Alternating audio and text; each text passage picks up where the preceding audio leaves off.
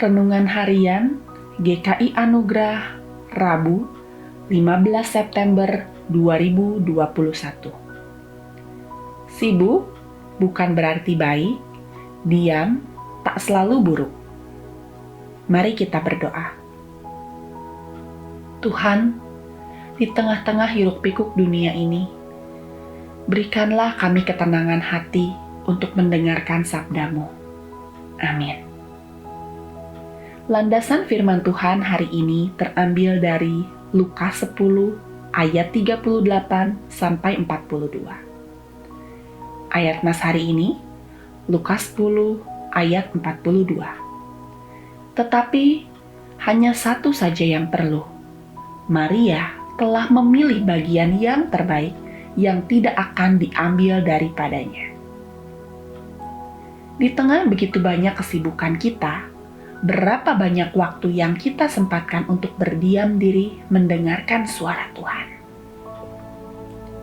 Greg Ogden mengatakan, di dalam masyarakat kita, praktik diam dan sendirian telah ditenggelamkan oleh aktivitas yang tinggi dalam sebagian besar kehidupan kita. Perkataan ini sangat relevan dengan kehidupan yang penuh dengan hiruk-pikuk, di mana manusia tidak pernah berhenti dan berdiam diri untuk sekedar merenung misalnya. Kita hidup di dalam filosofi dunia bahwa makna hidup seseorang ditentukan seberapa produktif ia menghasilkan sesuatu. Berdiam diri dianggap sebagai sesuatu yang tidak produktif, sehingga manusia dipaksa terus bekerja, dan bekerja.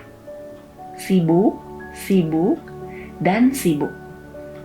Jika kita berhenti pun, mungkin yang kita lakukan bukan berdiam diri di hadapan Tuhan untuk mendengarkan Dia berbicara kepada kita, tetapi menghabiskan waktu bersama dengan smartphone kita sebagai cara melepaskan penat dari kesibukan dan kelelahan kita.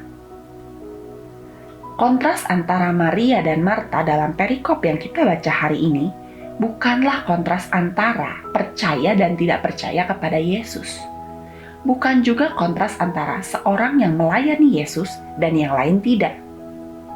Kontras antara Maria dan Marta lebih kepada kontras antara seorang yang diam duduk mendengarkan Yesus dengan seorang yang sibuk melakukan hal-hal lain.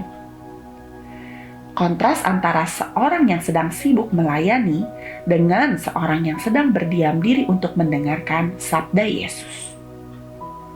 Tuhan Yesus lebih berkenan kepada Maria bukan karena Marta tidak percaya kepadanya atau karena kurang baik dalam melayaninya, tetapi karena Maria memiliki hati yang mau mendengarkan firman yang keluar secara langsung dari mulut Yesus, Sang Mesias itu sendiri.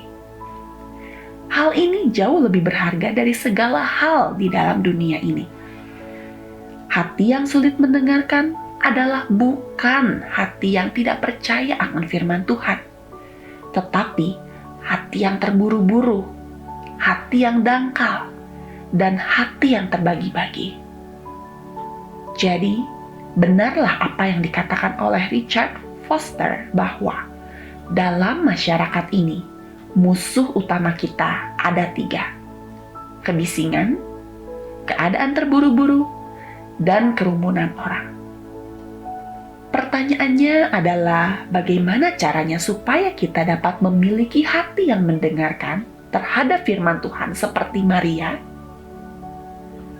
Untuk memiliki hati yang mendengarkan terhadap sabda Tuhan, tidak lain adalah kita harus mengembangkan disiplin untuk berdiam diri dan kesendirian agar bisa mendengarkan dengan mendalam. Henry Nouwen berkata, tanpa kesendirian pasti mustahil menjalani kehidupan rohani.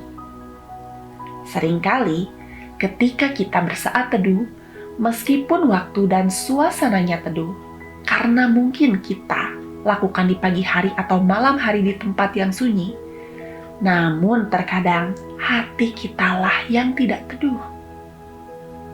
Sebelum tubuh kita beraktivitas, acap kali hati kita sudah sibuk untuk membuat rencana yang akan kita lakukan, mengkhawatirkan berbagai hal, dan memikirkan yang belum terjadi. Alangkah ironisnya ketika visi kita ada di hadapan Allah, tetapi hati dan jiwa kita sedang sibuk berkelana di tempat lain. Pikirkanlah hal-hal apa saja yang seringkali membuat kita tidak dapat berdiam diri dan berkonsentrasi untuk mendengarkan Tuhan berbicara kepada kita.